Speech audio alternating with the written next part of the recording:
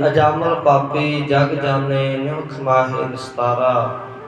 ते संसार नूं बहुत वड्डा पापी जानदा सी। जिहड़ा आपां भाव लवांगे जो बच्चिआं नूं जे आपां इतिहास ये सुणाउने आ ते सिੱਖਿਆ उन्हां नूं मिलदी आ कि एक माड़ी संगत करके एक बुरी संगत करके ते अपने गुरु की आग्या नूं जदों असीं भंग करदे हां ते सानूं इन्ने दुख सहने पैंदे आ। सो इस करके साध संगत जी अजामल दा जो जिक्र आउंदा है कि अजामल अपने आप दे विच बहुत ही सियाणा ते सुलझिया होया विद्वान है।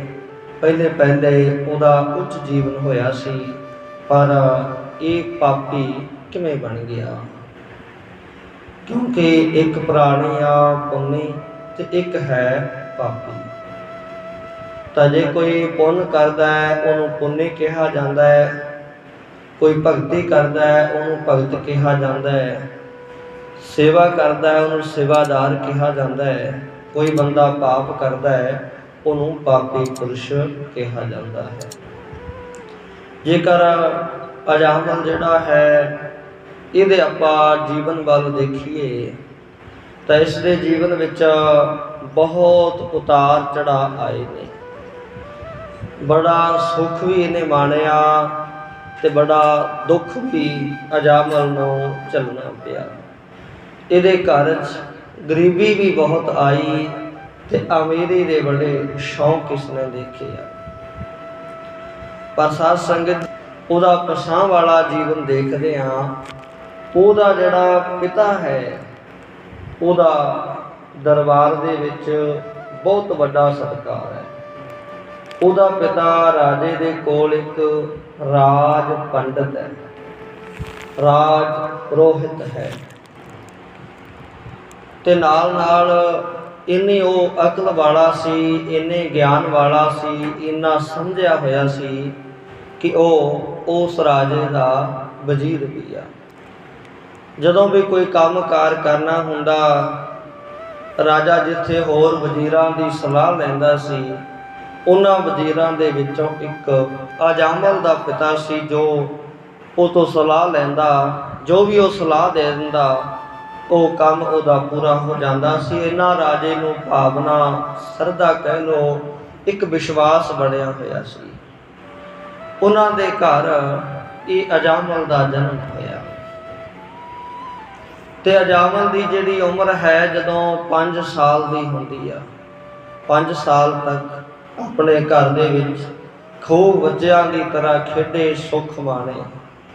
पर 5 साल दी उम्र दे विच इसनों विद्या पढ़न वास्ते आपां जिवें कह दिंदे आ विद्याला हुंदा है, क्योंकि विद्याला दा अर्थ विद्या प्लस आल है, विद्या दा घर। जिथे बच्चिआं नूं विद्या पढ़ाई जांदी सी उत्थे साध संगत जी ਉਹਦੇ कोल अजामल नूं इहदा पिता छड्ड के आया ते साध संगत उत्थे विद्वानां दे पुत्र कह लो, ब्राह्मणां दे पुत्र, खत्रियां दे पुत ये विद्या उन्हां दे कोल धारण करदे। पर आरंभ तो जो है इन्हां ने, क्योंकि राज पंडित है ते छड्ड के भी आउणा ते लै के भी आउणा। पर इहदे च इह सी कि जिहड़ा जिथे इन्हां दा घर है वो दूसरी साइड है, पर जिहड़ा वो विद्यालय है वो नगर तो बाहर दूजे पासे आ। हुण छड्ड के भी आउणा ते लै के भी आउणा। हुण आपां नूं पता भी 5 साल दे बच्चे नूं अजकल स्कूल दे विच भेजदे आ ते पहले पहले छड्डना भी पैंदा, लिआउणा भी पैंदा। पर जदों थोड़ा वड्डा हुंदा है फिर आप ही जा सकदा है ते आप ही आ सकदा है। ते जिहड़ा बहुत सारी दखना, बहुत सारी माया वो जो इहदा गुरु है अजामल दा, इहनूं अजामल दा पिता दे दिंदा सी। कोई माया दा घाटा नहीं सी, कोई पदार्थ दा घाटा नहीं सी, वस्त्र भी दिंदा। फिर जिहड़ा अजामल है ये भी बहुत ਡੂੰਘਾਈ ਦੇ ਨਾਲ ਕਹਿ ਲਓ, ਸ਼ਰਧਾ ਦੇ ਨਾਲ ਕਹਿ ਲਓ, ਤੇ ਬੜੇ ਸੁਚੱਜੇ ਢੰਗ ਦੇ ਨਾਲ ਵਿਦਿਆ ਨੂੰ ਪੜ੍ਹਦਾ ਸੀ। ਜਿਹੜਾ ਵੀ ਇਹਦਾ ਉਸਤਾਦ ਪੜ੍ਹਾਉਂਦਾ ਉਹਨੂੰ ਕੰਠ ਕਰ ਲੈਂਦਾ ਸੀ। ਇਹਦਾ ਜਿਹੜਾ ਧਿਆਨ ਹੈ ਹੋਰ ਕਿਸੇ ਪਾਸੇ ਨਹੀਂ ਸੀ ਜਾਂਦਾ, ਨਾ ਖੇਡ ਜਾਂਦਾ ਸੀ, ਨਾ ਹੋਰ ਪਾਸੇ। ਬਸ ਇੱਕ ਵਿਦਿਆ ਦੇ ਵਿੱਚ ਇਹਦਾ ਧਿਆਨ ਇੰਨਾ ਜਾਂਦਾ ਕਿ ਖੁੱਭ ਜਾਂਦਾ ਸੀ। ਇਹਦੀ ਰਚਨਾ ਇੰਨੀ ਮਿੱਠੀ ਸੀ ਕਿ ਜਦੋਂ ਵੇਦਾਂ ਦੇ ਮੰਤਰ ਪੜ੍ਹ ਕੇ ਸੁਣਾਉਂਦਾ ਸੀ ਤੇ ਇਹਦਾ ਗੁਰੂ ਖੁਸ਼ ਹੋ ਜਾਂਦਾ ਵੀ ਇੰਨੀ ਮਿੱਠੀ ਆਵਾਜ਼ ਦੇ ਵਿੱਚ ਸੁਣਾਇਆ। ਤੇ ਇੰਨੀ ਜ਼ਿਆਦਾ ਸਮਝ ਵੀ ਉਹਨੇ ਇੱਕ ਵਾਰ ਅਰਥ ਦੱਸ ਦੇਣਾ, ਇਹਨਾਂ ਨੇ ਅਰਥ ਦਿਮਾਗ 'ਚ ਪਾ ਲੈਣਾ, ਫਿਰ ਨਿਕਲਦਾ ਨਹੀਂ ਸੀ। ਕਹਿਣ ਤੋਂ ਭਾਵ ਇੰਨੀ ਕਿਰਪਾ ਹੋਈ ਕਿ ਇਹ ਸਾਰੇ ਵਿਦਿਆਰਥੀਆਂ ਨਾਲੋਂ ਸਰਵੋਤਮ ਵਿਦਿਆਰਥੀ ਪ੍ਰਸਿੱਧ ਹੋ ਗਿਆ। ਇੱਥੋਂ ਤੱਕ ਦੱਸਦੇ ਆ ਵੀ ਜਦੋਂ ਇਹਦੀ ਉਮਰ ਹੋਈ ਆ 15 ਸਾਲ ਦੀ, ਉਹ ਵਿਦਿਆ ਇਹਨੇ 20-25 ਸਾਲਾਂ ਦੇ ਵਿੱਚ ਸਿੱਖਣੀ ਸੀ, ਜਿਹੜੀ ਵਿਦਿਆ ਇਹ 10 ਸਾਲਾਂ ਦੇ ਵਿੱਚ ਹੀ ਸਿੱਖ ਗਿਆ। ਏਡਾ ਵੱਡਾ ਵਿਦਵਾਨ ਹੋਇਆ। ਕਿਸੇ ਨਾਲ ਕੋਈ ਗੱਲਬਾਤ ਕਰਨੀ ਹੁੰਦੀ ਤੇ ਵੱਡਾ ਕੋਈ ਵਿਦਵਾਨ ਵੀ ਅਜਾਮਲ ਨਾਲ ਗੱਲ ਸੋਚ ਕੇ ਕਰਦਾ ਸੀ, ਕਿਉਂਕਿ ਹਾਜ਼ਰ ਜਵਾਬ ਹੋ ਗਿਆ। ਚਰਚਾ ਨਹੀਂ ਸੀ ਕਰ ਸਕਦਾ ਕੋਈ। ਤੇ ਆਪਾਂ ਜਿਵੇਂ ਕਹਿ ਦਿੰਦੇ ਆ, ਬੱਚੇ ਨੂੰ ਮਨੀਟਰ ਬਣਾ ਦਿੰਦੇ ਆ ਸਕੂਲ ਦੇ ਵਿੱਚ ਵੀ, ਤੂੰ ਭਾਈ ਬਹੁਤ ਪੜ੍ਹਦਾ। ਇਸੇ ਤਰ੍ਹਾਂ ਵਿਦਿਆਰਥੀਆਂ ਚੋਂ ਮੁਖੀ ਵਿਦਿਆਰਥੀ ਅਜਾਮਲ ਨੂੰ ਬਣਾਇਆ ਗਿਆ ਵੀ ਤੈਨੂੰ ਸੋਝੀ ਆ, ਤੂੰ ਪੜ੍ਹਾ ਵੀ ਸਕਦਾ। ਤਾਂ ਜਿਸ ਸਮੇਂ ਹੁਣ ਇਹਦੇ ਗੁਰੂ ਨੇ ਜਾਣਿਆ ਵੀ ਇਹ ਹੁਣ ਵੱਡਾ ਹੋ ਗਿਆ, 15 ਸਾਲ ਦੀ ਇਹਦੀ ਉਮਰ ਹੋ ਚੁੱਕੀ ਹੈ, ਤੇ ਉਹਨਾਂ ਨੇ ਇਹਨੂੰ ਜੋ ਆਪਣੇ ਵੱਲੋਂ ਸਮਝਾਇਆ ਕਿ हे ਪੁੱਤਰ, ਤੂੰ ਅਜੇ ਤੱਕ ਚੇਲਾ ਹੈ। ਇਹਨੇ ਵੀ ਕਿਹਾ ਜੀ ਹਾਂ ਮੈਂ ਤੇ ਤੁਹਾਡਾ ਚੇਲਾ ਹਾਂ, ਪਰ ਨਾਲ ਇੱਕ ਪ੍ਰਸ਼ਨ ਕੀਤਾ ਵੀ ਮੈਨੂੰ ਕਿੰਨਾ ਕੁ ਚਿਰ ਚੇਲਾ ਰਹਿਣਾ ਪਏਗਾ। ਤੇ ਉਹ ਗੁਰੂ ਨੇ ਵਚਨ ਕੀਤਾ ਵੀ ਬਸ 4-5 ਸਾਲ ਦੀ ਹੋਰ ਤੇਰੀ ਵਿਦਿਆ ਰਹੇਗੀ, ਥੋੜਾ ਵੇਦਾਂ ਦੇ ਉਪਨਿਸ਼ਦ ਰਹਿੰਦੇ ਆ ਜੇ, ਤੇ ਉਹ ਮੈਂ ਤੁਹਾਨੂੰ ਪੜ੍ਹਾ ਦਿਆਂ, ਉਸ ਤੋਂ ਬਾਅਦ ਤੁਸੀਂ ਆਪਣੀ ਮਰਜ਼ੀ ਦੇ ਨਾਲ ਵਿਚਰ ਸਕਦੇ। ਪਰ ਉਹਨਾਂ ਨੇ ਇੱਕ ਵਚਨ ਕਿਹਾ, ਤੁਸੀਂ ਸਾਡੇ ਚੇਲੇ ਹੋ, ਸ਼ਿਸ਼ ਹੋ, ਇਸ ਕਰਕੇ ਖਿਆਲ ਰੱਖਣਾ ਹੈ ਤੁਸੀਂ ਕਦੇ ਵੀ ਜਿਹੜਾ ਇਹ ਨਗਰੀ ਹੈ ਇਹਦੇ ਵਿੱਚ ਦੀ ਨਹੀਂ ਆਉਣਾ, ਤੁਸੀਂ ਇਹਦੇ ਬਾਹਰ ਦੀ ਹੀ ਆਉਣਾ ਹੈ। ਭਾਵ ਪਹਿਲਾਂ ਤੋਂ ਲਾ ਕੇ ਵੀ ਜਿਹੜੇ ਉਹਨਾਂ ਦੇ ਗੁਰੂ ਨੇ ਅਜਾਮਲ ਜੀ ਦੇ, ਉਹਨਾਂ ਨੇ ਸਮਝਾਇਆ ਸੀ ਕਿ ਤੁਸੀਂ ਬਾਹਰ ਦੀ ਆਉਣਾ ਤੇ ਬਾਹਰ ਦੀ ਵਾਪਸ ਜਾਣਾ ਹੈ। ਉਸੇ ਤਰ੍ਹਾਂ ਸਾਧ ਸੰਗਤ ਜੀ ਅਜਾਮਲ ਜਿਹੜਾ ਹੈ ਉਹ ਕਰਦਾ ਰਿਹਾ। ਹੁਣ ਫਿਰ ਦੁਬਾਰਾ ਸਮਝਾਇਆ ਕਿ हे ਬੇਟਾ, ਤੁਸੀਂ ਨਗਰ ਤੋਂ ਬਾਹਰ ਹੀ ਆਉਣਾ ਤੇ ਬਾਹਰ ਹੀ ਜਾਣਾ, ਨਗਰੀ ਦੇ ਵਿੱਚ ਪ੍ਰਵੇਸ਼ ਨਹੀਂ ਕਰਨਾ। ਪਰ ਅਜਾਮਲ ਜੀ ਨੇ ਪ੍ਰਸ਼ਨ ਕੀਤਾ ਸੀ ਕਿ हे ਗੁਰੂ ਜੀ, ਆਪ ਮੈਨੂੰ ਇਹ ਦੱਸੋ ਕਿ ਮੈਂ ਇਸ ਨਗਰੀ ਦੇ ਵਿੱਚ ਕਿਉਂ ਨਹੀਂ ਜਾ ਸਕਦਾ।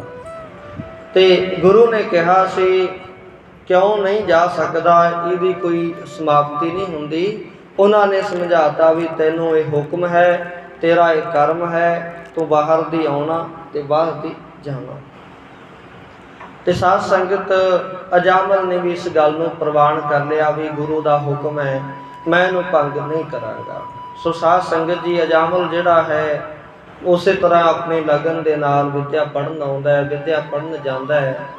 ਤੇ ਜਦੋਂ ਕਿਤੇ ਰਾਜ ਦਰਬਾਰ ਦੇ ਵਿੱਚ ਜਾਂਦਾ ਹੈ ਅਜਾਮਲ ਕਦੇ ਕਦੇ, ਤੇ ਰਾਜਾ ਅੱਗੋਂ ਬਹੁਤ ਜ਼ਿਆਦਾ ਨੂੰ ਪ੍ਰੇਮ ਕਰਦਾ ਹੈ। ਰਾਜੇ ਨੂੰ ਬੜਾ ਫਕਰ ਮਹਿਸੂਸ ਹੁੰਦਾ ਹੈ, ਇਹਦਾ ਜਿਹੜਾ ਪਿਤਾ ਹੈ ਉਹਨੂੰ ਬੜਾ ਫਕਰ ਮਹਿਸੂਸ ਹੁੰਦਾ ਹੈ ਕਿ ਹੁਣ ਮੈਂ ਰਾਜ ਪੰਡਿਤ ਹਾਂ ਤੇ ਮੇਥੋਂ ਬਾਅਦ ਇਹ ਰਾਜ ਪੰਡਿਤ ਬਣ ਸਕਦਾ ਹੈ, ਕਿਉਂਕਿ ਇਹਦੇ ਵਿੱਚ ਉਹ ਸਾਰੇ ਗੁਣ ਹਨ, ਅਨੁਸ਼ਾਸਨ, ਨਿਯਮ ਜੋ ਧਾਰਮਿਕ ਤੌਰ 'ਤੇ ਹੋਣੇ ਚਾਹੀਦੇ ਆ। ਇਹ ਇੱਕ ਬਹੁਤ ਵੱਡਾ ਧਰਮੀ ਬੰਦਾ ਹੈ, ਕਿਉਂਕਿ ਨਾਲ ਨਾਲ ਅਜਾਮਲ ਪੁੰਨਦਾਨ ਵੀ ਕਰਦਾ ਹੈ ਤੇ ਨਾਲ ਨਾਲ ਇਹਦੀ ਭਗਤੀ ਵੀ ਹੈ, ਕਿਉਂਕਿ ਕੇਵਲ ਵਿਦਿਆ ਹੀ ਪ੍ਰਭਾਵ ਨਹੀਂ ਪਾਉਂਦੀ, ਭਗਤੀ ਦੇ ਨਾਲ ਜਪ ਤਪ ਦੇ ਨਾਲ ਹੀ ਪ੍ਰਤਾਪ ਬਣਦਾ ਹੈ। ਪਰ ਹੁਣ ਜਿਵੇਂ ਜਿਵੇਂ ਉਮਰ ਵੱਧ ਰਹੀ ਹੈ ਤੇ ਇਹਦਾ ਜਪ ਤਪ ਵੱਧ ਰਿਹਾ, ਕਿਉਂਕਿ ਜਿੰਨਾ ਕੋਈ ਸਿਮਰਨ ਕਰਦਾ ਹੈ, ਭਜਨ ਕਰਦਾ ਹੈ, ਉਨੀ ਹੀ ਉਹ 'ਤੇ ਕਿਰਪਾ ਹੋ ਜਾਂਦੀ ਹੈ। ਹੁਣ ਇਹਦੇ ਮਨ ਦੇ ਵਿੱਚ ਅਜੇ ਤੱਕ ਨਾ ਕੋਈ ਕਿਸੇ ਤਰ੍ਹਾਂ ਦਾ ਫੁਰਨਾ ਹੈ ਤੇ ਨਾ ਹੀ ਕੋਈ ਵਾਸ਼ਨਾ ਵਿਸ਼ੇ ਦੀ ਆ। ਇਹਨੂੰ ਕੇਵਲ ਆਪਣੇ ਪੜ੍ਹਾਈ ਤੱਕ ਹੈ ਤੇ ਜਿੰਨੇ ਕਹਿੰਦੇ ਕੋਈ ਬੰਦਗੀ ਕਰਨੀ ਆ, ਭਗਤੀ ਕਰਨੀ ਆ, ਇੰਨਾ ਕਿ ਇਹਦਾ ਮਨ ਹੈ। ਪਰ ਸਾਧ ਸੰਗਤ ਜੀ, ਉਸ ਸਮੇਂ ਫਿਰ ਮਨ ਦੇ ਵਿੱਚ ਕਦੇ ਕਦੇ ਆਉਂਦਾ ਵੀ ਆਪਣੇ ਗੁਰੂ ਨੇ ਆਪਾਂ ਨੂੰ ਨਗਰੀ ਵਿੱਚ ਜਾਣ ਤੋਂ ਕਿਉਂ ਰੋਕਿਆ, ਇਹਦੇ ਮਨ 'ਚ ਆ ਜਾਂਦਾ। ਤਾਂ ਫਿਰ ਇਹ ਕਹਿੰਦਾ ਵੀ ਨਹੀਂ, ਉਧਰ ਪੈਰ ਪਾਉਂਦਾ ਤੇ ਦੂਜਾ ਜਿਹੜਾ ਸੁਚੇਤ ਮਨ ਹੈ ਉਹ ਆਖਦਾ ਨਹੀਂ ਅਜਾਮਲ, ਤੈਨੂੰ ਤੇਰੇ ਗੁਰੂ ਦਾ ਵਚਨ ਹੈ, ਤੂੰ ਨਗਰੀ ਦੇ ਵਿੱਚ ਦੀ ਨਹੀਂ ਜਾਣਾ, ਤੂੰ ਬਾਹਰ ਦੀ ਜਾਣਾ ਤੇ ਬਾਹਰ ਦੀ ਆਉਣਾ ਹੈ। ਤਾਂ ਸਾਧ ਸੰਗਤ ਕਈ ਦਿਨ ਇਸ ਤਰ੍ਹਾਂ ਅੰਦਰ ਦੀ ਲੜਾਈ ਚੱਲਦੀ ਰਹੀ। ਇੱਕ ਮਨ ਆਖੇ ਆਪਾਂ ਇੱਧਰ ਦੀ ਜਾਈਏ, ਦੂਜਾ ਮਨ ਆਖੇ ਨਹੀਂ ਜਾਣਾ, ਕਿਉਂਕਿ ਜਦੋਂ ਕੋਈ ਬੰਦਾ ਚੰਗਾ ਮੰਦਾ ਕੰਮ ਕਰਦਾ ਹੈ, ਇੱਕ ਮਨ ਰੋਕਦਾ ਤੇ ਇੱਕ ਮਨ ਉਹਨੂੰ ਉਧਰ ਖਿੱਚ ਕੇ ਲੈ ਜਾਂਦਾ ਹੈ। ਇਸ ਕਰਕੇ ਸਾਧ ਸੰਗਤ ਜੀ, ਹੁਣ ਜਿਹੜੀ ਅਜਾਮਲ ਦੀ ਵਿਦਿਆ ਹੈ ਉਹ ਤਕਰੀਬਨ ਪੂਰੀ ਹੋਣ ਵਾਲੀ ਹੈ। ਉਹਨੂੰ 3.5 ਸਾਲ ਹੋ ਚੁੱਕੇ ਆ ਤੇ ਉਮਰ ਉਹਦੀ ਤਕਰੀਬਨ ਜਿਹੜੀ ਹੈ 15 ਤੇ 3 18 ਤੇ ਅੱਧਾ ਸਾਲ, 18.5 ਸਾਲ ਜਿਹੜੀ ਉਮਰ ਹੈ ਉਹਦੀ ਹੋ ਚੁੱਕੀ ਆ। ਤੇ ਉਹਨੂੰ ਇਹ ਵੀ ਪਤਾ ਹੈ ਵੀ ਥੋੜੀ ਜਿਹੀ ਰਹਿ ਗਈ ਆ, ਇਦੋਂ ਬਾਅਦ ਮੈਂ ਆਪਣੇ ਗੁਰੂ ਨੂੰ ਗੁਰੂ ਦੀਖਿਆ ਦੇ ਦਿਆਂਗਾ ਤੇ ਗੁਰੂ ਮੈਨੂੰ ਸਦਾ ਵਾਸਤੇ ਆਜ਼ਾਦ ਕਰ ਦੇਵੇਗਾ। ਮੈਂ ਆਪਣੀ ਮਰਜ਼ੀ ਦੇ ਨਾਲ ਅਗਾਂਹ ਹੋਰ ਵਿਦਿਆ ਪੜ੍ਹਾਂ ਜਾਂ ਅਗਾਂਹ ਹੋਰ ਵਿਚਰਾਂ, ਇਹ ਮੇਰੀ ਮਰਜ਼ੀ ਹੋਵੇਗੀ। ਤੇ ਥੋੜਾ ਸਮਾਂ ਬਾਕੀ ਰਹਿੰਦਾ ਸੀ, ਕੋਈ ਸਾਲ ਦਾ, ਕੋਈ 1.5 ਸਾਲ ਦਾ ਸਮਾਂ ਹੋਰ ਲੱਗਣਾ ਸੀ। ਤੇ ਪਰ ਉਹਦਾ ਜਿਹੜਾ ਜਸ ਹੈ ਅਜਾਮਲ ਦਾ ਚਾਰੇ ਪਾਸੇ ਹੋ ਗਿਆ ਵੀ ਬੜਾ ਅਜਾਮਲ ਜੀ ਵਿਦਵਾਨ ਹੈ ਤੇ ਬੜਾ ਹੋਣਹਾਰ ਹੈ, ਉਹਦਾ ਸਰੂਪ ਬੜਾ ਹੀ ਸੋਹਣਾ ਤੇ ਬੜਾ ਹੀ ਦੇਖਣ ਵਾਲਾ ਹੈ। ਇਸ ਤਰ੍ਹਾਂ ਦਰਸ਼ਨੀ ਆਪਾਂ ਨੌਜਵਾਨ ਜਿਵੇਂ ਕਿਸੇ ਨੂੰ ਕਹਿ ਦਿੰਦੇ ਆ, ਇੱਦਾਂ ਅਜਾਮਲ ਦੀ ਸ਼ੋਭਾ ਹੋ ਰਹੀ ਹੈ। ਪਰ ਆਪਾਂ ਜਿਹੜਾ ਭਾਵ ਲੈਣਾ ਹੈ ਵੀ ਇੰਨਾ ਕੁਛ ਹੁੰਦਿਆਂ ਹੋਇਆਂ, ਇੰਨਾ ਜਸ ਹੁੰਦਿਆਂ ਹੋਇਆਂ, ਇੰਨਾ ਉੱਚਾ ਜੀਵਨ ਹੁੰਦਿਆਂ ਹੋਇਆਂ ਇੱਕਦਮ ਉਹ ਪ੍ਰਾਣੀ ਧਰਤੀ ਤੇ ਕਿਵੇਂ ਡਿੱਗ ਪੈਂਦਾ ਹੈ। ਕਿਉਂਕਿ ਮਾਇਆ ਕਰਕੇ, ਪਦਾਰਥਾਂ ਕਰਕੇ ਉਹਦੇ ਕੋਲ ਕੋਈ ਕਮੀ ਨਹੀਂ ਸੀ, ਹਰ ਤਰ੍ਹਾਂ ਦਾ ਸੁੱਖ ਉਹਨੂੰ ਮਿਲ ਰਿਹਾ ਸੀ। ਤਾਂ ਸਾਧ ਸੰਗਤ ਜੀ, ਰਾਜ ਦਰਬਾਰੀ ਵੀ ਹਮੇਸ਼ਾ ਅਜਾਮਲ ਨੂੰ ਜਦੋਂ ਮਿਲਦੇ ਤੇ ਨਮਸਕਾਰ ਕਰਿਆ ਕਰਦੇ ਸੀ, ਆਸ਼ੀਰਵਾਦ ਲਿਆ ਕਰਦੇ ਸੀ ਇਸ ਅਜਾਮਲ ਦਾ, ਕਿਉਂਕਿ ਬ੍ਰਾਹਮਣ ਤੇ ਸੁਭਾਅ ਹੁੰਦਾ ਹੈ ਆਸ਼ੀਰਵਾਦ ਦੇਣਾ। ਤੇ ਹਰ ਇੱਕ ਬੰਦਾ ਅਜਾਮਲ ਦਾ ਇੰਨਾ ਸਤਿਕਾਰ ਕਰਨ ਲੱਗਿਆ ਸੀ, ਜਿੱਥੋਂ ਦੀ ਲੰਘਦਾ ਸੀ ਉਹ ਵੀ ਸਤਿਕਾਰ ਕਰਦੇ ਸੀ। ਤਾਂ ਸਾਧ ਸੰਗਤ ਹੁਣ ਫਿਰ ਜਦੋਂ ਵਾਪਸ ਮੁੜ ਰਿਹਾ ਸੀ ਤਾਂ ਮਨ ਦੇ ਵਿੱਚ ਆ ਗਿਆ ਵੀ ਅੱਜ ਤੇ ਆਪਾਂ ਨਗਰ ਦੇ ਵਿਚਾਲ ਦੀ ਜਾਵਾਂਗੇ। ਬਹੁਤ ਮਨ ਨੂੰ ਸਮਝਾਇਆ, ਜਦੋਂ ਪੈਰ ਪਾਇਆ ਮਨਾ ਗੁਰੂ ਦੀ ਆਗਿਆ ਭੰਗ ਕਰ ਰਿਹਾ ਹੈ, ਤੇਰੇ ਵਾਸਤੇ ਠੀਕ ਨਹੀਂ ਹੈ। ਪਰ ਕਿੱਥੋਂ ਸਾਧ ਸੰਗਤ ਜੀ, ਕਲਯੁਗ ਦਾ ਵਾਸਾ ਹੋ ਗਿਆ ਤੇ ਜਿਹੜਾ ਮਨ ਹੈ ਉਹ ਰੁਕ ਨਹੀਂ ਰਿਹਾ ਸੀ। ਇੱਕ ਪਾਸੇ ਚੰਗਾ ਮਨ ਪ੍ਰੇਰ ਰਿਹਾ ਸੀ, ਨਹੀਂ ਅਜਾਮਲ ਨਹੀਂ ਰੁਕ ਜਾ, ਪਰ ਦੂਸਰਾ ਮਨ ਆਖ ਰਿਹਾ ਸੀ ਅਜਾਮਲ ਅੱਜ ਰੁਕਣਾ ਨਹੀਂ, ਆਪਾਂ ਅੱਜ ਵਿੱਚ ਦੀ ਜਾਵਾਂਗੇ। ਤੇ ਜਿਸ ਸਮੇਂ ਸਾਧ ਸੰਗਤ ਦੀ ਨਗਰੀ ਦੇ ਵਿੱਚ ਦੀ ਆਉਂਦੇ ਆ, ਤੁਰੇ ਆਉਂਦੇ ਆ, ਰਸਤੇ ਦਾ ਕੋਈ ਬਹੁਤਾ ਖਿਆਲ ਵੀ ਨਹੀਂ ਹੈ। ਪਰ ਕਹਿੰਦੇ ਵੀ ਜਿਸ ਗਲੀ ਦੇ ਵਿੱਚ ਉਹਨਾਂ ਨੇ ਆਪਣੇ ਪੈਰ ਰੱਖੇ ਨੇ, ਉੱਥੇ ਜ਼ਿਆਦਾਤਰ ਗਣਕਾਂ ਦੇ ਘਰਾਣੇ, ਗਣਕਾਂ ਦੇ ਘਰ ਨੇ। ਤੇ ਸਾਧ ਸੰਗਤ ਜਦੋਂ ਅਜਾਮਲ ਜੀ ਆ ਰਹੇ ਆ, ਉੱਥੇ ਫਿਰ ਤੁਹਾਨੂੰ ਪਤਾ ਹੈ ਸਾਧ ਸੰਗਤ ਜੀ, ਅਨੇਕ ਤਰ੍ਹਾਂ ਦੇ ਪੁਰਸ਼, ਅਨੇਕ ਤਰ੍ਹਾਂ ਦੀਆਂ ਇਸਤਰੀਆਂ ਨੇ, ਆਪਸ ਵਿੱਚ ਹੱਸ ਰਹੇ ਨੇ। ਤੇ ਜਿਹੜੇ ਇਸਤਰੀਆਂ ਨੇ ਆਪਣੇ ਵੱਲੋਂ ਅਨੇਕ ਤਰ੍ਹਾਂ ਦੇ ਹਾਵ ਭਾਵ ਉੱਥੇ ਕਰ ਰਹੀਆਂ ਨੇ। ਤੇ ਅਜਾਮਲ ਨੇ ਵੀ ਪਹਿਲੇ ਤੇ ਉਧਰ ਤੱਕਿਆ ਨਹੀਂ ਵੀ ਨੀਵੇਂ ਪਾ ਕੇ ਲੰਘ ਜਾਵਾਂਗੇ। ਪਰ ਸਾਧ ਸੰਗਤ ਜੀ, ਕਲਯੁਗ ਦੇ ਸਮੇਂ ਨੇ ਉਹਦੇ ਅੰਦਰ ਦਾ ਅਸਰ ਕੀਤਾ ਤੇ ਸਾਧ ਸੰਗਤ ਫਿਰ ਵੀ ਅਜਾਮਲ ਜਿਹੜਾ ਹੈ ਉੱਥੋਂ ਦੀ ਲੰਘ ਗਿਆ। ਤੇ ਜੋ ਉੱਥੋਂ ਦੇ ਹਾਵ ਭਾਵ ਦੇਖ ਲਏ, ਉਹਦਾ ਉਹਦੇ ਮਨ ਤੇ ਅਸਰ ਹੋਣਾ ਸ਼ੁਰੂ ਹੋ ਗਿਆ। ਮਾੜੀ ਸੰਗਤ ਦਾ ਅਸਰ ਹਮੇਸ਼ਾ ਮਾੜਾ ਹੁੰਦਾ ਹੈ। ਜਿਹੜੇ ਸਾਡੇ ਸਤਿਗੁਰੂ ਆ, ਉਹ ਸਾਨੂੰ ਬਾਰ-ਬਾਰ ਕਿਉਂ ਮਾੜੀ ਸੰਗਤ ਤੋਂ ਰੋਕਦੇ ਆ? ਕਿਉਂਕਿ ਚੰਗੀ ਸੰਗਤ ਦਾ ਸਮਝ ਲਓ 1 ਘੰਟਾ ਤੇ ਮਾੜੀ ਸੰਗਤ ਦਾ ਸਮਝ ਲਓ 1 ਮਿੰਟ, ਬਸ ਇੰਨਾ ਹੀ ਕਾਫੀ ਆ।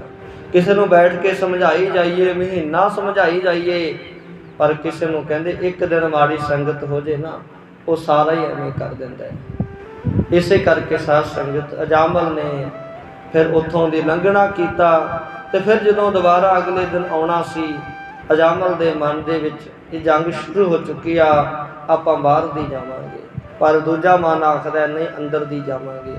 ਉਹ ਬਾਹਰ ਦੀ ਜ਼ਰੂਰ ਗਿਆ, ਪਰ ਅਗਲੇ ਦਿਨ ਆਉਣ ਵੇਲੇ ਫਿਰ ਉਹ ਉਸੇ ਘੜੀ ਆਇਆ। ਉੱਥੋਂ ਦੇ ਜਿਹੜੇ ਹਾਵ ਭਾਵ ਹੈ ਜੋ ਉਹਨਾਂ ਨੇ ਆਪਣੇ ਅੱਖਾਂ ਨਾਲ ਦੇਖੇ ਨੇ, ਤਾਂ ਸਾਧ ਸੰਗਤ ਜੀ ਉਹਨਾਂ ਨੇ ਉਹਦਾ ਮਨ ਭਰਮਾ ਲਿਆ। ਤੇ ਹੁਣ ਜਦੋਂ ਸੌਂਦਾ ਹੈ, ਉਹੀ ਸੁਪਨੇ ਉਹਦੇ ਮਨ ਦੇ ਵਿੱਚ ਆਉਂਦੇ ਨੇ, ਉਹੀ ਖਿਆਲਾਤ ਆਉਂਦੇ ਨੇ। ਤੇ ਸਾਧ ਸੰਗਤ ਜੀ ਉਹਨੂੰ ਸਾਰਾ ਕੁਝ ਉਸੇ ਤਰ੍ਹਾਂ ਦਾ ਯਾਦ ਆ ਰਿਹਾ ਕਿ ਕਿਸ ਤਰ੍ਹਾਂ ਉਸ ਇਸਤਰੀਆਂ ਹੱਸ ਰਹੇ ਸੀ, ਇਸਤਰੀਆਂ ਆਪਣੇ ਹਾਵ ਭਾਵ ਕਰ ਰਹੀਆਂ ਸੀ। ਤਾਂ ਉਹੀ ਮਨ ਦੇ ਵਿੱਚ ਉਹਦੇ ਗੱਲ ਬੈਠਦੀ ਆ। ਹੁਣ ਹੌਲੀ ਹੌਲੀ ਧਿਆਨ ਉੱਧਰ ਨੂੰ ਆਉਂਦਾ ਗਿਆ। ਤੇ ਜੇ ਉਦੋਂ ਵੀ ਉਹ ਮਾੜੀ ਸੰਗਤ ਛੱਡ ਦਿੰਦਾ, ਉਧਰੋਂ ਰਸਤਾ ਬੰਦ ਕਰ ਦਿੰਦਾ, ਨਾ ਆਉਂਦਾ, ਤੇ ਫਿਰ ਵੀ ਉਹ 'ਤੇ ਕਿਰਪਾ ਰਹਿਣੀ ਸੀ। ਪਰ ਸਾਧ ਸੰਗਤ ਕਹਿੰਦੇ ਵੀ ਉਹ ਫਿਰ ਜਾਂਦਾ ਬਾਹਰ ਦੀ, ਆਉਂਦਾ ਉੱਧਰ ਦੀ। ਤੇ ਸਾਧ ਸੰਗਤ ਲਗਾਤਾਰ 10-11 ਦਿਨ ਇਸ ਤਰ੍ਹਾਂ ਦੇ ਲੰਘੇ ਆ। ਤੇ ਜਦੋਂ ਇਸਤਰੀਆਂ ਵੀ ਦੇਖਦੀਆਂ ਨੇ, ਪਰ ਇਹਦਾ ਤੇਜ ਦੇਖ ਕੇ ਕਿ ਇਹਦੀ ਕਿਸੇ ਦੀ ਹਿੰਮਤ ਨਹੀਂ ਪੈਂਦੀ ਕਿ ਕੁਛ ਕਹਿ ਸਕਣ। ਇਹ ਲੰਘ ਜਾਂਦਾ ਹੈ, ਪਰ ਕੋਈ ਇਹਨੂੰ ਬੁਲਾਉਂਦਾ ਨਹੀਂ ਹੈ। ਪਰ ਸਾਧ ਸੰਗਤ ਕਹਿੰਦੇ ਵੀ ਜੇਕਰ ਕੋਈ ਵੀ ਮੁਖ ਪੁਰਸ਼ ਹੋਵੇ, ਕੋਈ ਇਸਤਰੀ ਹੋਵੇ, ਕਿਸੇ 'ਚ ਮਾੜੇ ਔਗਣ ਹੁੰਦੇ ਆ, ਤੇ ਔਗਣ ਜ਼ਰੂਰ ਹੁੰਦੇ ਆ, ਪਰ ਜਿਹੜਾ ਕੋਈ ਚੰਗਾ ਪੁਰਸ਼ ਹੁੰਦਾ ਹੈ, ਉਹਦੀ ਚੰਗਿਆਈ ਨੂੰ ਦੇਖ ਕੇ ਸੁਣ ਕੇ ਛੇਤੀ ਛੇਤੀ ਕਿਤੇ ਜਿਹੜਾ ਬੁਰੇ ਸੁਭਾਅ ਵਾਲਾ ਪੁਰਸ਼ ਹੁੰਦਾ ਆਪਣਾ ਅਸਰ ਨਹੀਂ ਪਾਉਂਦਾ ਚਾਹੁੰਦਾ। ਪਰ ਜੇ ਉਹ ਵਾਰ-ਵਾਰ ਉਸੇ ਰਸਤੇ ਜਾਂਦਾ ਹੈ, ਇਹ ਸਾਧ ਸੰਗਤ ਅਸਰ ਹੋਣਾ ਸੁਭਾਵਿਕ ਹੈ। ਇਸ ਕਰਕੇ ਅਜਾਮਲ ਉਧਰ ਦੀ ਜਾਂਦਾ, ਉਧਰ ਦੀ ਆਉਂਦਾ, ਰਸਤਾ ਹੀ ਉਹ ਬਣ ਗਿਆ। ਤਾਂ ਫਿਰ ਕਹਿੰਦੇ ਨੇ ਕਿ ਭਾਈ ਇੱਕ ਦਿਨ ਕਲਾਵਤ ਦੀ ਨਾਮ ਦੀ ਜਿਹੜੀ ਕਣਕਾ ਹੈ, ਉਸਨੇ ਇਸ ਅਜਾਮਲ ਨੂੰ ਪ੍ਰੇਰਿਆ ਆਪਣੇ ਘਰ ਲੈ ਕੇ ਜਾਣਾ, ਤੇ ਇਸ ਨੂੰ ਫਿਰ ਪਾਪਾਂ ਦੇ ਵੱਲ, ਵਿਸ਼ੇ ਵਿਕਾਰਾਂ ਦੇ ਵੱਲ ਪ੍ਰੇਰ ਦੇਣਾ। ਤੇ ਸਾਧ ਸੰਗਤ ਜੀ ਇੱਕ ਦਿਨ ਉਹ ਗਣਕਾ ਦੀ ਸੰਗਤ ਹੋਈ, ਤਾਂ ਉਸ ਤੋਂ ਬਾਅਦ ਘਰ ਜਾਣਾ, ਫਿਰ ਵਾਪਸ ਆਉਣਾ। ਪਰ ਹੁਣ ਜਿਹੜਾ ਮਨ ਹੈ ਉਹ ਵਿਦਿਆ ਦੇ ਵਿੱਚ ਨਹੀਂ ਲੱਗ ਰਿਹਾ। ਮਨ ਜਿਹੜਾ ਹੈ ਬਸ ਇੱਕ ਦਿਨ ਦੀ ਕਹਿ ਲਓ ਮਾੜੀ ਸੰਗਤ ਨੇ ਐਸਾ ਅਸਰ ਪਾਇਆ ਕਿ ਉਹ ਵਿਦਿਆ ਵੀ ਕੰਠ ਕਰਨੋਂ ਹਟ ਗਿਆ, ਵਿਦਿਆ ਵੱਲ ਧਿਆਨ ਦੇਣੋਂ ਹਟ ਗਿਆ। ਰਾਤ ਦੇ ਸਮੇਂ ਨੀਂਦ ਬਹੁਤ ਘਟ ਗਈ ਹੈ। ਤੇ ਕਈ ਵਾਰ ਇਹਦਾ ਗੁਰੂ ਇਹਨੂੰ ਪੁੱਛਦਾ ਕਿ ਅਜਾਮਲ ਕੀ ਗੱਲ ਹੈ, ਤੇਰੀਆਂ ਅੱਖਾਂ ਇੰਨੀਆਂ ਲਾਲ ਰਹਿੰਦੀਆਂ ਨੇ ਹੁਣ, ਤੇ ਮੈਂ ਦੇਖਦਾ ਹਾਂ ਤੇਰਾ ਧਿਆਨ ਅੱਗੇ ਨਾਲੋਂ ਵਿਦਿਆ 'ਚ ਉਚਾਟ ਹੋ ਚੁੱਕਿਆ ਹੈ, ਹੁਣ ਤੇ ਬਿਲਕੁਲ ਤੂੰ ਸਿਖਰ 'ਤੇ ਆ। ਜੇ ਤੂੰ ਥੋੜ੍ਹਾ ਸਮਾਂ ਹੋਰ ਵਿਦਿਆ 'ਚ ਧਿਆਨ ਲਾ ਲਵੇਂ, ਤੇ ਤੂੰ ਇਹ ਜਿੰਨੇ ਵਿਦਵਾਨ ਆ ਇਹਨਾਂ ਸਾਰਿਆਂ ਨਾਲੋਂ ਵੱਡਾ ਵਿਦਵਾਨ ਕਹਿਲਾਏਗਾ, ਤੇ ਤੇਰੀ ਵਿਦਿਆ ਦੇ ਤੁਲ ਕੋਈ ਵਿਦਵਾਨ ਨਹੀਂ ਹੋਵੇਗਾ। ਇਸ ਕਰਕੇ ਹੁਣ ਤੂੰ ਸਾਡੀ ਗੱਲ ਮੰਨ ਲੈ ਵੀ ਵਿਦਿਆ 'ਚ ਧਿਆਨ ਦੇ। ਪਰ ਅਜਾਮਲ ਨੇ ਮੰਨ ਲਿਆ ਵੀ ਮੇਰਾ ਧਿਆਨ ਉਚਾਟ ਹੋ ਗਿਆ, ਠੀਕ ਹੈ, ਨੀਂਦ ਘਟ ਗਈ ਹੈ, ਪਰ ਉਹਨੇ ਅਗਾਹਾਂ ਨਹੀਂ ਦੱਸਿਆ। ਤੇ ਇਸ ਕਰਕੇ ਸਾਧ ਸੰਗਤ ਇੱਦਾਂ ਦੀ ਸੰਗਤ ਹੈ ਮਾੜੀ, ਜਿਵੇਂ ਕਹਿ ਲਓ ਵੀ 1000 ਕਿਲੋ ਦੁੱਧ ਇਕੱਠਾ ਕਰ ਲਓ, 1000 ਲੀਟਰ ਦੁੱਧ ਹੋਵੇ, ਉਹਦੇ 'ਚ ਖੱਟਾ ਪਦਾਰਥ ਕਹਿੰਦੇ ਕਾਂਜੀ ਇੰਨੀ ਕੀ ਪਾ ਦਿਓ ਨਾ, ਉਹਨੇ ਸਾਰੇ ਦਾ ਸਾਰਾ ਹੀ ਖੱਟਾ ਕਰ ਦੇਣਾ। ਇੰਨਾ ਜਿਹੜਾ ਹੈ ਸਾਧ ਸੰਗਤ ਮਾੜੀ ਸੰਗਤ ਦਾ ਅਸਰ ਦੱਸਿਆ। ਹੁਣ ਸਾਰਾ ਜੀਵਨ ਇੰਨਾ ਸੋਹਣਾ, ਇੰਨੀ ਵਿਦਿਆ ਦਾ ਮਾਲਕ, ਪਰ ਜਦੋਂ ਕਹਿੰਦੇ ਭਾਈ ਮਾੜੀ ਸੰਗਤ ਦਾ ਅਸਰ ਹੋ ਗਿਆ, ਮਨ ਉਚਾਟ ਹੋਣ ਲੱਗ ਪਿਆ, ਹੌਲੀ ਹੌਲੀ ਲੇਟ ਹੋਣਾ ਸ਼ੁਰੂ ਹੋ ਗਿਆ। ਕਈ ਵਾਰ ਗੁਰੂ ਨੇ ਕਿਹਾ ਕਿ ਜਾਮਲ ਤੇਰਾ ਵਿਦਿਆ ਦੇ ਵਿੱਚ ਹੁਣ ਧਿਆਨ ਨਹੀਂ ਰਿਹਾ, ਤੇ ਤੂੰ ਆਪਣੀ ਵਿਦਿਆ 'ਤੇ ਧਿਆਨ ਦੇ, ਤੇ ਹੁਣ ਤੂੰ ਲੇਟ ਹੋਣ ਲੱਗ ਪਿਆ, ਕੀ ਹੋ ਗਿਆ? ਪਰ ਜਦੋਂ ਗੁਰੂ ਪੁੱਛਦਾ ਹੈ ਤੇ ਸਾਧ ਸੰਗਤ ਆ ਜਾਮਲ ਝੂਠ ਕੋਈ ਨਾ ਕੋਈ ਮਾਰ ਦਿੰਦਾ ਹੈ। ਹੁਣ ਇਹ ਤੋਂ 2 ਵੱਡੇ ਪਾਪ ਹੋ ਚੁੱਕੇ ਆ। ਪਹਿਲਾ ਪਾਪ ਹੈ ਕਿ ਗੁਰੂ ਦੀ ਆਗਿਆ ਦੇ ਉਲਟ ਜਾ ਕੇ ਗਣਕਾ ਦੀ ਸੰਗਤ ਕਰਨੀ, ਉਹਦਾ ਝੂਠਾ ਜਿਹੜਾ ਭੋਜਨ ਹੈ ਉਹ ਖਾਣਾ। ਇਸ ਕਰਕੇ ਜਿਹੜਾ ਝੂਠ ਹੈ ਤੇ ਜਿਹੜਾ ਝੂਠ ਹੈ, ਇਹ ਦੋ ਚੀਜ਼ਾਂ ਐਸੀਆਂ ਨੇ ਜਿਹੜੀਆਂ ਨੇ ਵੱਡੇ ਵੱਡਿਆਂ ਨੂੰ ਖਤਮ ਕਰ ਦਿੰਦੀਆਂ। ਕਿਉਂ ਕਿਹਾ ਵੀ ਤੁਸੀਂ ਪਵਿੱਤਰਤਾ ਰੱਖਣੀ ਆ, ਮਰਜ਼ਾਦਾ ਰੱਖਣੀ ਆ। ਇਹ ਜਿਹੜਾ ਝੂਠ ਹੈ ਤੇ ਝੂਠ ਹੈ, ਝੂਠ ਖਾ ਲੈਣੀ ਤੇ ਜਿਹੜਾ ਝੂਠ ਬੋਲਣਾ, ਇਹ ਪ੍ਰਾਣੀ ਨੂੰ ਖਤਮ ਕਰ ਦਿੰਦਾ ਹੈ। ਐਸਾ ਹੀ ਕਿਤੇ ਅਜਾਮਲ ਦੇ ਨਾਲ ਹੋਇਆ ਤੇ ਉਹਦੇ ਗੁਰੂ ਨੇ ਕਿਹਾ ਸੀ ਕਿ ਜੇਕਰ हे ਪੁੱਤਰ, ਜੇ ਤੂੰ ਮੇਰੀ ਆਗਿਆ ਤੋਂ ਬਾਹਰ ਜਾਵੇਂਗਾ ਤੈਨੂੰ ਬਹੁਤ ਸਾਰੇ ਦੁੱਖ ਸਹਿਣੇ ਪੈਣਗੇ, ਅਨੇਕ ਤਰ੍ਹਾਂ ਦੇ ਕਸ਼ਟ ਤੇਰੇ ਤੇ ਆਉਣਗੇ, ਬੜਾ ਦੁਖੀ ਹੋਵੇਂਗਾ ਪੁੱਤਰ। ਮੇਰੀ ਆਗਿਆ ਤੋਂ ਬਾਹਰ ਨਾ ਜਾਈਂ ਜਦੋਂ ਤੱਕ ਮੇਰਾ ਸ਼ਿਸ਼ ਹੈ, ਮੇਰਾ ਚੇਲਾ। ਹਾਂ, ਜਦੋਂ ਤੇਰੀ ਵਿੱਦਿਆ ਪੂਰੀ ਹੋ ਗਈ, ਆਪਣੀ ਮਰਜ਼ੀ ਨਾਲ ਜੀਵਨ ਜੀ ਸਕਦਾ ਹੈ, ਮੈਂ ਤੈਨੂੰ ਕਦੇ ਨਹੀਂ ਕਹਾਂਗਾ। ਪਰ ਜੇ ਤੂੰ ਮੇਰੀ ਆਗਿਆ 'ਚ ਰਹੇਗਾ ਤੇ ਅਨੇਕ ਤਰ੍ਹਾਂ ਦੇ ਸੁੱਖ ਤੈਨੂੰ ਜ਼ਿੰਦਗੀ 'ਚ ਮਿਲਣਗੇ, ਐਸੇ ਸੁੱਖ ਮਿਲਣਗੇ ਜਿਨ੍ਹਾਂ ਦਾ ਤੂੰ ਅੰਦਾਜ਼ਾ ਨਹੀਂ ਲਾ ਸਕਦਾ। ਕਿਉਂਕਿ ਜਿਹੜਾ ਸ਼ਿਸ਼ ਹੈ, ਚੇਲਾ ਹੈ, ਇਹ ਪੁੱਤਰ ਦੇ ਸਮਾਨ ਹੁੰਦਾ ਹੈ, ਪੁੱਤਰ ਨਾਲੋਂ ਵੀ ਜ਼ਿਆਦਾ ਹੁੰਦਾ। ਜੇ ਦੇਖਿਆ ਜਾਵੇ ਨਾ ਤੇ ਪੁੱਤਰ ਦੇ ਨਾਲੋਂ ਵੀ ਜ਼ਿਆਦਾ ਚੇਲਾ ਨੇੜੇ ਹੁੰਦਾ ਹੈ। ਦੇਖਿਆ ਜਾਵੇ ਜਿਵੇਂ ਪੁੱਤਰੀ ਨੇੜੇ ਹੁੰਦੀ ਆ ਨਾ ਤੇ ਮਾਤਾ ਪਿਤਾ ਦੇ, ਪਰ ਜੇ ਨੂੰਹ ਵੱਲ ਦੇਖਦੇ ਹਾਂ, ਇੱਕ ਵਹਿਮ ਹੀ ਹੁੰਦਾ ਵੀ ਨੂੰਹ ਹੈ, ਪਰ ਨੂੰਹ ਕਹਿੰਦੇ ਭਾਈ ਧੀਆਂ ਨਾਲੋਂ ਵੀ ਵੱਧ ਕੇ ਹੁੰਦੀ ਆ। ਕਿਉਂ ਪੁੱਤਰੀ ਨੇ ਤਾਂ 18 ਸਾਲ 19 ਸਾਲ ਰਹਿਣਾ ਕੋਲ, ਤੇ ਸਾਧ ਸੰਗਤ ਕਈ ਕਾਰਨ ਨੇ ਇਸ ਦੇ, ਫਿਰ ਉਹਨੂੰ ਵਿਆਹ ਦੇਣਾ, ਉਦੋਂ ਬਾਅਦ ਉਹਨੇ ਆਪਣੇ ਘਰ ਚਲੇ ਜਾਣਾ। ਪਰ ਜਿਹੜੀ ਨੂੰਹ ਹੈ ਉਹ ਤਕਰੀਬਨ 20 ਸਾਲ ਤੋਂ ਬਾਅਦ ਜਦੋਂ ਘਰ ਆ ਜਾਂਦੀ ਹੈ, ਉਹ ਸਾਰੀ ਉਮਰ ਆਪਣੇ ਸਹੁਰਾ ਤੇ ਸੱਸ ਕੋਲ ਰਹਿੰਦੀ ਹੈ, ਉਹਨਾਂ ਦੀ ਸੇਵਾ ਕਰਦੀ ਹੈ। ਹੁਣ ਜੇ ਆਪਾਂ ਸੋਚਣ ਦੀ ਗੱਲ ਹੈ ਨਾ, ਇੱਕ ਦਿਮਾਗ ਦੀ ਗੱਲ ਹੈ ਵੀ ਨੂੰਹ ਹੈ, ਉਹ ਅਕਸਰ ਨੂੰਹ ਰਹਿ ਜਾਂਦੀ ਆ, ਪਰ ਉਹ ਪੁੱਤਰੀ ਨਾਲੋਂ ਵੀ ਵੱਧ ਕੇ ਹੁੰਦੀ ਹੈ। ਹੁਣ ਜਿਹੜਾ ਪੁੱਤਰ ਹੈ, ਪੁੱਤਰ ਕੋਲ ਪ੍ਰਾਣੀ ਕਿੰਨਾ ਕੁ ਚਿਰ ਰਹਿੰਦਾ ਹੈ? ਬਹੁਤ ਘੱਟ ਸਮਾਂ, ਕਿਉਂਕਿ ਬਾਹਰ ਦੇ ਕੰਮ ਕਾਰ ਕਰਨੇ, ਇੱਧਰ ਉੱਧਰ ਜਾਣਾ। ਪਰ ਸਾਧ ਸੰਗਤ ਜੀ ਜਿਹੜੇ ਚੇਲੇ ਹੁੰਦੇ ਆ, ਉਹਨਾਂ ਦੇ ਕੋਲ ਸਾਰਾ ਦਿਨ ਰਹਿਣਾ। ਪੁੱਤਰਾਂ ਦੇ ਨਾਲੋਂ ਵੱਧ ਕੇ ਚੇਲੇ ਹੁੰਦੇ ਆ। ਤੇ ਫਿਰ ਸਾਧ ਸੰਗਤ ਆਪਾਂ ਇਤਿਹਾਸ ਪੜ੍ਹ ਕੇ ਦੇਖ ਲਈਏ, ਬੜੇ ਬੜੇ ਵਿਦਵਾਨ ਹੋਇਆ, ਆਪਣੇ ਪੁੱਤਰਾਂ ਨੂੰ ਵਿੱਦਿਆ ਨਹੀਂ ਪੜ੍ਹਾ ਸਕੇ, ਪਰ ਅਨੇਕ ਸੰਸਾਰ ਵਿੱਚ ਉਹਨਾਂ ਨੇ ਵੱਡੇ ਵੱਡੇ ਵਿਦਵਾਨ ਬਣਾਤੇ। ਇਸੇ ਕਰਕੇ ਸੁਖਦੇਵ ਵਰਗੇ ਜਿਹੜੇ ਲਿਖੀ ਹੋਏ ਆ ਵੱਡੇ ਵੱਡੇ, ਉਹਨਾਂ ਨੂੰ ਉਹਨਾਂ ਦੇ ਪਿਤਾ ਨੇ ਕਿਹਾ ਸੀ, ਵਿਸ਼ਵਾਮਿਤਰ ਦੇ ਭਾਵ ਉਹਨਾਂ ਦੇ ਪਿਤਾ ਨੇ ਇਸ ਕਰਕੇ ਕਹਿ ਦਿੱਤਾ ਵੀ ਜਨਕ ਕੋਲ ਜਾਓ। ਉਹਨਾਂ ਨੇ ਕਿਹਾ ਤੁਸੀਂ ਬਹੁਤ ਵੱਡੇ ਵਿਦਵਾਨ ਹੋ। ਉਹਨਾਂ ਨੇ ਕਿਹਾ ਨਹੀਂ, ਮੈਂ ਤੇਰਾ ਪਿਤਾ ਹਾਂ, ਪਿਤਾ ਦੇ ਮੋਹ ਵਿੱਚ ਹਾਂ, ਇਸ ਕਰਕੇ ਤੂੰ ਮੈਥੋਂ ਵਿੱਦਿਆ ਨਹੀਂ ਪੜ੍ਹੇਗਾ, ਤੂੰ ਜਨਕ ਰਾਜੇ ਕੋਲ ਜਾ। ਇਸ ਕਰਕੇ ਜਨਕ ਰਾਜੇ ਕੋਲ ਭੇਜਿਆ ਸੀ। ਸੋ ਸਾਧ ਸੰਗਤ ਉਹ ਬਹੁਤ ਪ੍ਰੇਮ ਕਰਦਾ ਸੀ ਆਪਣੇ ਚੇਲਿਆਂ ਨੂੰ, ਤੇ ਚਾਹੁੰਦਾ ਸੀ ਕਿ ਇਹਨਾਂ ਦਾ ਜੀਵਨ ਸਰਵਉੱਚ ਜੀਵਨ ਹੋਵੇ ਤੇ ਇਹ ਆਪਣੀ ਸਾਰੀ ਜ਼ਿੰਦਗੀ 'ਚ ਸੁੱਖ ਪਾਉਣ। ਪਰ ਪੁੱਤਰ ਨੇ ਆਪਣੇ ਪਿਤਾ ਦੀ ਸੇਵਾ ਕਰਨੀ ਹੁੰਦੀ ਆ, ਪਰ ਚੇਲੇ ਜਿਹੜੇ ਆ ਉਹ ਜਦੋਂ ਵਿੱਦਿਆ ਪੜ੍ਹ ਜਾਂਦੇ ਆ, ਉਹ ਫਿਰ ਉਸ ਤੋਂ ਬਾਅਦ ਸਾਧ ਸੰਗਤ ਜੀ ਜਿਹੜੇ ਨੇ ਆਪਣਾ ਜੀਵਨ ਸ਼ੁਰੂ ਕਰ ਲੈਂਦੇ ਆ। ਪਰ ਜਿਹੜਾ ਸਮਾਂ ਕਿਉਂਕਿ ਸਮਾਂ ਹੁੰਦਾ ਨਾ, ਸਮਾਂ ਜਿਹੜਾ ਹੈ ਉਹ ਬਦਲਦਾ ਜਾਂਦਾ। ਜਿਵੇਂ ਜਾਮਲ ਆਗਿਆ ਦੇ ਵਿੱਚ ਰਿਹਾ, ਪਰ ਵਿਸ਼ੇ ਵਿਕਾਰਾਂ ਦੇ ਵਿੱਚ ਲੀਨ ਹੋ ਕੇ ਗੁਰੂ ਦੀ ਆਗਿਆ ਨੂੰ ਭੰਗ ਕਰ ਦਿੱਤਾ। ਇਸੇ ਤਰ੍ਹਾਂ ਇਹ ਜਿਹੜਾ ਕਲਯੁਗ ਦਾ ਸਮਾਂ ਹੈ, ਉਸ ਤੋਂ ਵੀ ਜ਼ਿਆਦਾ ਭਿਆਨਕ ਹੈ। ਤੇ ਸਾਧ ਸੰਗਤ ਜੀ ਜੋ ਗੁਰੂ ਦਾ ਸਤਿਕਾਰ ਹੁੰਦਾ ਹੈ, ਉਹ ਚੇਲੇ ਨਹੀਂ ਕਰਦੇ। ਤਾਂ ਸਾਧ ਸੰਗਤ ਬਾਰ-ਬਾਰ ਝਗੜੇ ਕਰਨੇ, ਅੱਗੇ ਬੋਲਣਾ, ਇਹ ਜਿਹੜੀਆਂ ਗੱਲਾਂ ਨੇ ਇਹ ਸ਼ਿਸ਼ ਵਾਲੀਆਂ ਨਹੀਂ ਹੁੰਦੀਆਂ, ਚੇਲੇ ਵਾਲੀਆਂ ਨਹੀਂ ਹੁੰਦੀਆਂ, ਇਹ ਅਹੰਕਾਰ ਵਾਲੀਆਂ ਹੁੰਦੀਆਂ ਨੇ। ਇਸ ਕਰਕੇ ਸਾਧ ਸੰਗਤ ਆਪਾਂ ਸਮਾਪਤੀ ਵੱਲ ਆਉਂਦੇ ਹਾਂ।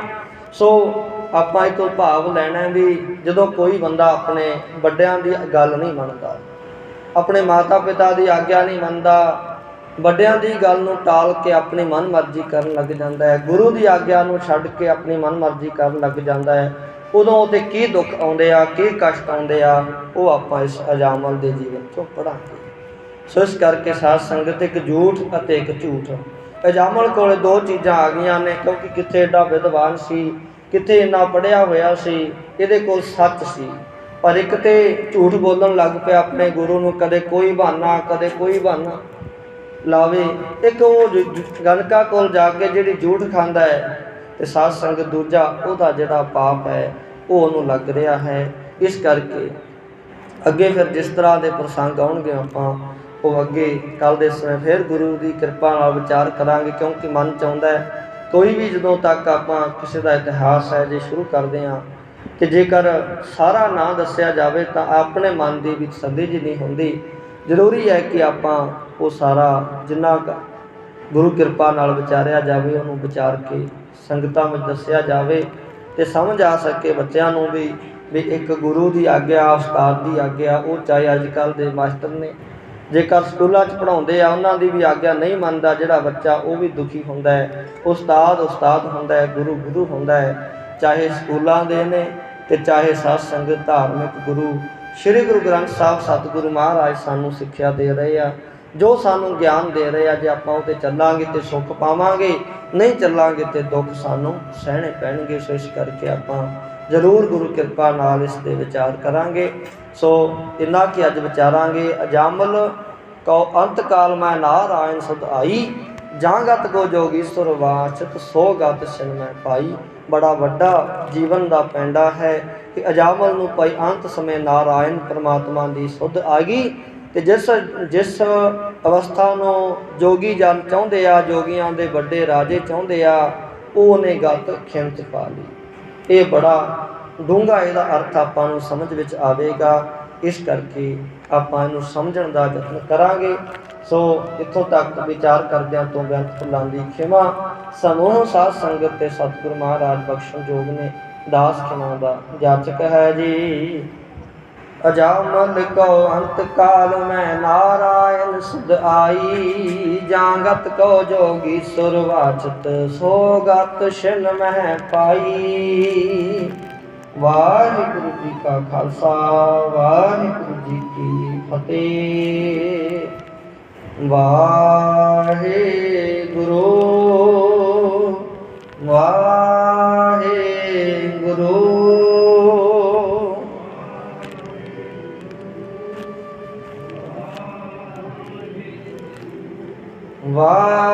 ਵਾਹਿਗੁਰੂ ਵਾਹਿਗੁਰੂ।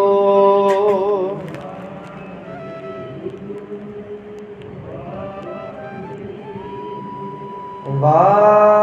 ਵਾਹਿਗੁਰੂ ਵਾਹਿਗੁਰੂ।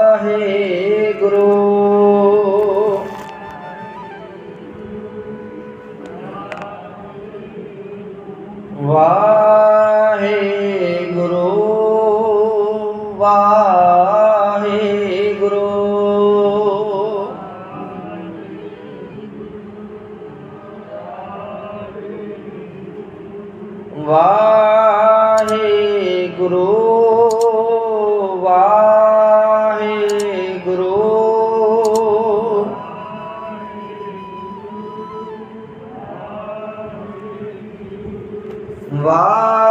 ਵਾਹਿਗੁਰੂ ਵਾਹਿਗੁਰੂ।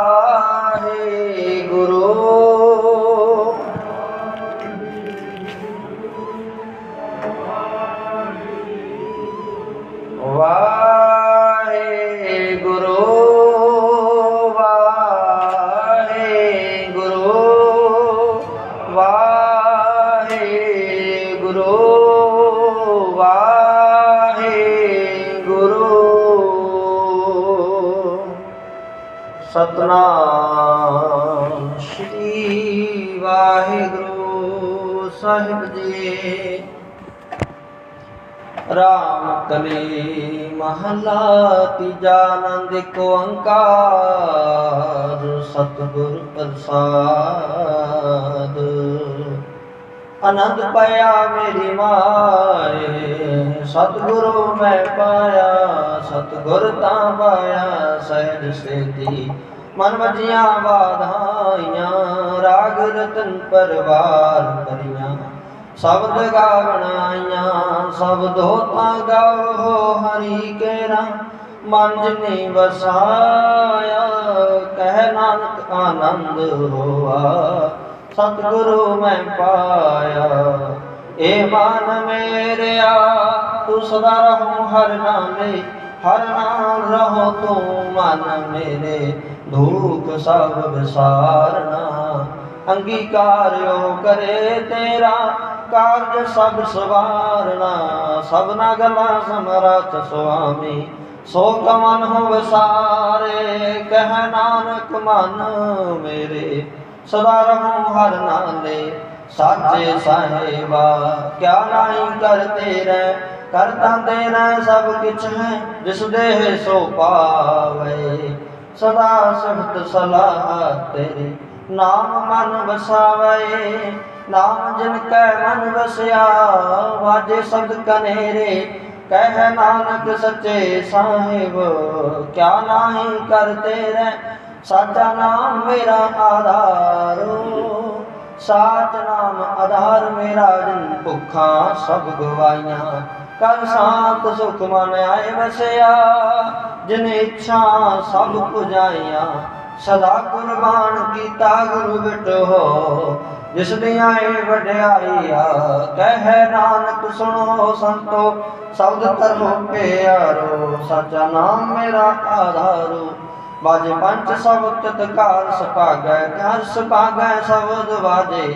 ਕਲਾ ਜਿਤ ਕਰ ਧਾਰਿਆ, ਪੰਚ ਦੂਤ ਤੁਧ ਵਾਸ ਕੀਤੇ। ਕਾਲ ਕੰਟਕ ਮਾਰਿਆ, ਤੁਰ ਕਰਮ ਪਾਇਆ ਤੁਧ ਜਿਨ ਕੋ। ਸੇ ਨਾਮ ਹਰ ਕੈ ਲਾਗੇ, ਕਹਿ ਨਾਨਕ ਤੈ ਸੁਖ ਹੋਆ। ਤਿਤ ਕਰ ਅਨਹਦ ਵਾਜੇ। ਆਨੰਦ ਸੁਣੋ ਵਡ ਭਾਗੀ ਹੋ, ਸਗਲ ਮਨੋਰਥ ਪੂਰੇ। ਪਾਰ ਬ੍ਰਹਮ ਪ੍ਰਭ ਪਾਇਆ, ਉਤਰੇ ਸਗਲ ਵਿਸੂਰੇ। ਦੁਖ ਰੋਗ ਸੰਤਾਨ ਉਤਰੇ, ਸੁਣੀ ਸੱਚੀ ਬਾਣੀ। ਸੰਤ ਸਾਜਨ ਭਏ ਸਰਸੇ ਪੂਰੇ, ਗੁਰ ਤੇ ਜਾਣੀ। ਸੁਣਤੇ ਪੁਨੀਤ ਕਹਤੇ ਪਵਿੱਤ, ਸਤਿਗੁਰ ਰਹਿਆ ਪਰ ਪੂਰੇ। ਬਿਨਵੰਤ ਨਾਨਕ ਗੁਰ ਚਰਨ ਲਾਗੇ, ਬਾਜੇ ਅਨਹਦ ਤੂਰੇ। ਸੁਣਤੇ ਪੁਨੀਤ ਕਹਤੇ ਪਵਿੱਤ, ਸਤਿਗੁਰ ਰਹਿਆ ਪਰ ਪੂਰੇ। ਬਿਨਵੰਤ ਨਾਨਕ ਗੁਰ ਚਰਨ ਲਾਗੇ, ਬਾਜੇ ਅਨਹਦ ਤੂਰੇ। ਵਾਹਿਗੁਰੂ ਜੀ ਕਾ ਖਾਲਸਾ, ਵਾਹਿਗੁਰੂ ਜੀ ਕੀ ਫਤਿਹ।